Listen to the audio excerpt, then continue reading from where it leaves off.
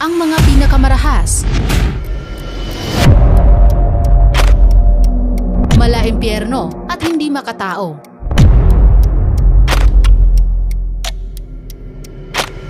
Halina't ating isa-isahin sa videong ito ang 10 pinakadelikadong kulungan sa buong mundo. Number 10. Black Dolphin Prison, Russia. Ang mga Russian prisons ay may tuturing na bangungot para sa kahit na sinong bilanggo at ang high security na Black Dolphin Prison ay ang pinaka-perpektong halimbawa dito. Matatagpuan sa Kazakhstan border ang Black Dolphin Prison na isa sa pinakamatandang kulungan sa Russia. Sobrang higpit nito na ang tanging paraan upang makatakas ay kamatayan lang. Oo, ito ay literal dahil sa tanging mga inmates lang na may habang buhay na sentensya ang pinapadala sa Black Dolphin. Katunayan, mayroon itong 700 inmates na may pinagsama-samang murder counts na 3,500. Kumbaga, di bababa ng 5 biktima katumbas ng isang inmate. Pero teka, hindi lang mamamatay tao ang makikita sa kulungang ito. Mula sa mga pinakadelikadong terorista, pedophiles at maging mga cannibals ay present dito. 2 inmates ang pinagkakasya sa isang selda na may 50 square foot ang laki at secured ng 3 sets of steel door. Ang mga seldang ito ay under 24-hour surveillance at ang mga gwardya ay nagro-ronda bawat 15 minuto. Ang mga prisoners ay hindi basta-bastang pinapalabas sa kanilang mga selda at kung sila ay lalabas man, nilalagyan sila ng blindfold at pinapalakad habang nakabaluktot. Sa paraang ito, hindi nila mapapakiramdaman ang paligid. Wala itong prison yard at cafeteria. Sa halip, sa pilitan silang pinapakain ng tayong sabaw at tinapay lang sa loob ng kanilang maruming selda. Number 9. Aldi Ciudad Barrios, El Salvador. Kulungan na may tuturing na impyerno. Ipinakikilala ko sa inyo ang Aldi Ciudad, ang pinakamapanganib na kulungan sa El Salvador. Ang dahilan kung bakit ito delikado ay dahil sa tahanan ito ng 2 sa pinaka-notorious gangs sa buong mundo, ang MS-13 at ang Barrio 18 gang. Kamatayan ang kadalasang sinasabit ng mga inmates na hindi gang members. Kaya naman mula 2004 hanggang 2015, tanging mga gang members lang ang pinapadala dito. Ganun pa man, hindi sapat ang pagiging gang member upang masiguro ang kaligtasan. Dahil ang mismong living condition sa kulungang ito ay napakasama. Sobrang overcrowded na maging ang mga simpleng bagay tulad ng pagkain o kahit lugar na mahihigaan lang ay maaaring mauwi sa pakikipagpatayan. Napakaseryoso ng lawlessness at karahasan sa kulungang ito sa puntong maging ang mga prison guards ay takot na pumasok dito. Ang resulta, buong prison system ay pinapamahalaan ng mga gang members. Number 8. Pitak Island Prison, Russia. Kilala ito sa tawag na The Alcatraz of Russia, ang kulungang naka-isolate sa kalagitnaan ng Novozero Lake. Ang maliit na island prison na ito ay tahanan ng 193 dangerous prisoners. Ang bawat isa sa kanila ay kinukulong sa maliliit na 2-man cell sa loob ng halos 23 hours a day at ang tanging isang oras na maaari silang lumabas ay sa loob pa ng isang maliliit na cage. Ganun pa man, kung bakit mas malala ang kulungang ito kaysa sa Black Dolphin Prison ay dahil sa kakulangan nito ng basic sanitation facilities. Walang proper toilets at walang proper bathrooms. Kinakailangan nilang magbawas ng dumi gamit ang isang steel bucket at natutulog sa isang manipis na kama. Tuwing winter, ang isla ay pinalilibutan ng napakalamig at nagyayelong tubig na siyang nagko-contribute sa pag-deteriorate ng mga prisoners at maging psychologically devastated. Number 7. Bangkwang Prison, Bangkok, Thailand. Ang Bangkwang Prison ay isa sa mga worst prison sa buong mundo. Bakit? Karamihan sa mga inmates dito ay dating mga turista sa bansa. Dahil sa pagka-overcrowded ng prison facility, ang mga nakulong na turista ay hinahalo kasama ang mga prisoners na nasa death row. Ang bansa ay mayroong mga strict moral codes and regulation. Yung tipong kahit maliliit na bagay tulad ng pagbasa ng maling libro, hindi sinasadyang insult sa royal family, o kahit sa simpleng pagkain ng sandwich sa public ay maring maging ticket mo papuntang Bangkwang Prison. Napakalupit pa naman ang buhay sa loob ng kulungang ito. Sa unang 3 buwan ng kanilang sentensya, ang mga inmates ay nilalagyan ng iron chains. Ang pagkaing sineserve ay gawa sa nabubulok na karne at kadalasang inuuod na. Kahit ang pag-inom ng tubig ay pahirapan rin sa kulungang ito. But wait, kung inaakala mo makakaiwas ka sa pagkakulong sa pamamagitan ng pagiging good citizen, ay nagkakamali ka. Kamakailan lang, isang turistang Briton ang inatake ng isang Thai gang na nagresulta pa sa pagkabulag ng isa niyang mata. And guess what? Ikinulong pa rin siya sa Bangkwang dahil sa kanyang paglaban. Number 6. Gitarama Central Prison, Rwanda.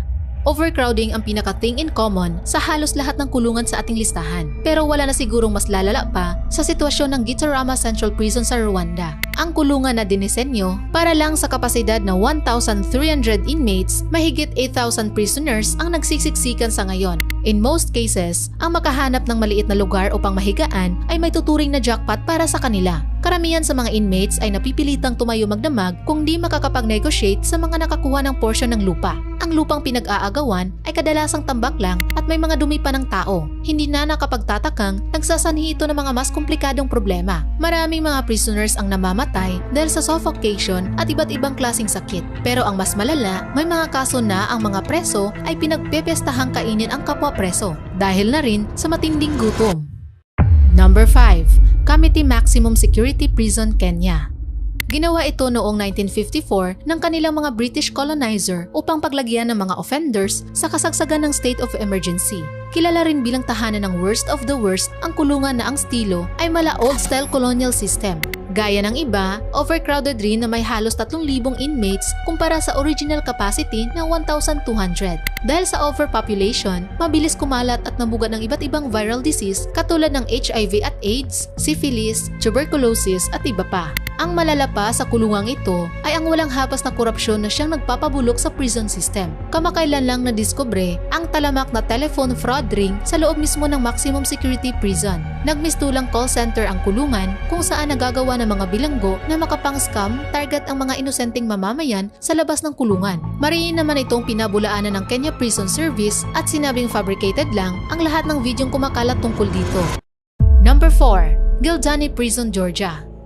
Traumatic at marahas. Yan ang nakakatakot na ligasiya ng Gildani Prison sa Georgia.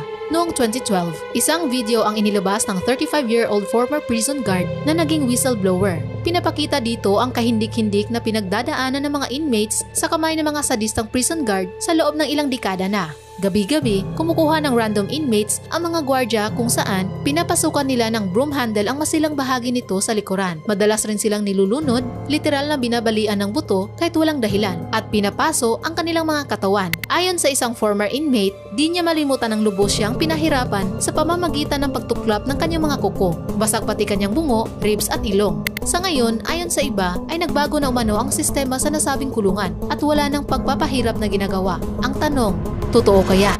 Number 3. Mendoza Prison, Argentina. Ang top 90 pinakamapanganib na convict sa buong Argentina ay nakapiit sa Pavilion 5 ng Mendoza Prison. Ang bahaging ito ng kulungan ay napakadelikado sa puntong wala ni isang prison guard ang may lakas ng loob na tumapak dito. Sa kabuuhan ng kulungan, mayroong 1,600 inmates na nagkakasya sa dapat ay mayroon lang 600 capacity na pasilidad. Ngunit hindi lang yan. Sa kulungang ito ay walang palikuran. Napipilitan silang magbawas ng dumi gamit ang isang plastic bag at umiihi naman sa mga bote. Literal na mga basura at dumi ng tao ang makikita sa tubig na dumadaloy sa kanal at koridor ng kulungang ito. Ang pagkaing sineserve ay tila putik at kung wala kang matigas na sikmura ay paniguradong gutom ang iyong ikakapahamak. Number 2. Diyarbakir Prison, Turkey. Noong 1980s at 90s, ang Diyarbakir Prison ay itinuring na the worst prison in the world. Libo-libong Kurdish men and women ang dumanas ng katakot-takot na pagpapahirap sa kulungang ito. Pero sa kasalukuyan ay tila walang nagbago. Sa halip ay masasabing mas lalo pang lumala ang sitwasyon sa nasabing piitan. Ang pagpapahirap na dinaranas ng mga preso ay hindi lang pisikal kundi pati psikolohikal. Mula sa pambubugbog, sa pilitang pagpapakain ng dumi at pagkokuryente sa maselang bahagi ng inmates. Pagdating sa psikolohikal na pagpapahirap, ang parehong preso ay sa pilitang pinapasaludo sa aso ng prison director, ginagawa ng random mock execution, pinapaligo sa maruming sewers at marami pang iba. Upang ipakita ang pagiging desperado sa kanilang kalagayan, kamakailan lang, 4 na inmates ang tinapos ang kani-kanilang buhay sa pamamagitan ng pagsunog sa kanilang katawan. Sumunod ang isa pa na sinunog ang kanyang selda bago ibinitay ang sarili. Number 1. Camp 22, North Korea. Ang Camp 22 ay hindi lang nag-iisang prison facility. Isa itong serye ng identity prison camps na mayroong higit 200,000 prisoners na karamihan ay mga hindi sang-ayon sa kanilang gobyerno. Ayon sa mga survivors at pinalad na makatakas sa nasabing kulungan, starvation o pagkagutom ay isa lang sa napakaraming pahirap na kailangan nilang harapin. Upang maiwasang mamatay dahil sa malnutrisyon, napilitan ang mga inmates na isali ang mga daga at insekto sa kanilang diet. Oo, sobrang naging essential nga ng mga daga sa kanila sa puntong halos maubos na ang mga ito doon. Humigit kumulang 20 to 25% ng prison population ang namamatay taon-taon. Kung di man sila mapuruhan sa malnutrisyon, dadanasin naman nila ang kahindik-hindik na kalupitan ng mga prison guards. Ang mga batang babaeng pinapanganak sa prison camp ay madalas pinapakain sa mga guard dogs upang ang mga ito ay maging mas mabangis. Kung magtangka man silang tumakas, lahat ng kanyang pamilya, kabilang yung mga walang alam sa tangkang pagtakas, ay sasailalim sa matinding pagpapahirap. Ang pagbubuntis ay mahigpit na pinagbabawal din. Ang mga mahuhuling nagdadalang tao ay madalas tinatali sa puno. Lalaslasin palabas ang fetus sa kanyang tiyan at saka tatapusin ang kanyang buhay. Sa loob ng Camp 22, kamatayan na siguro ang pinakamagandang mangyari sa iyo sapagkat ang mabuhay dito ay nangangahulugang walang hanggang pagdurusa.